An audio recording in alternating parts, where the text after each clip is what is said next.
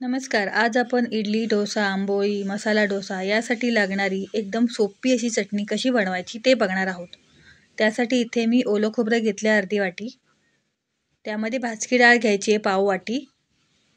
2-3 हिरव्या मिरच्या घ्यायच्यात. 4 लसणाच्या पाकळ्या, कोथिंबीर आणि मीठ घालूया. हवी असल्यास साखर घालायची आणि मिक्सरला थोडंसं पाणी घालून बारीक अशी पेस्ट करून घ्यायची. मस्त अशी आपली पेस्ट करून झाली आहे चटणीची.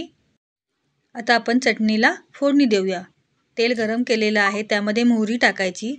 मोहरी छान तडतडली की जिरं टाकायचं आणि आता जिरं छान फुललेलं आहे. आता त्यामध्ये हिंग घालूयात आणि थोडासा कढीपत्ता.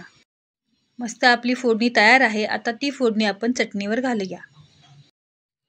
मस्त अशी खमंग फोडणी आपण चटणीमध्ये मिक्स करून घ्यायची आहे.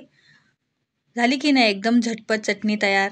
अशा पद्धतीने चटणी नक्की करून बघा आणि मला सांगा माझी रेसिपी कशी वाटली ते. पुन्हा भेटूया अशा साध्या सोप्या रेसिपीसोबत. धन्यवाद.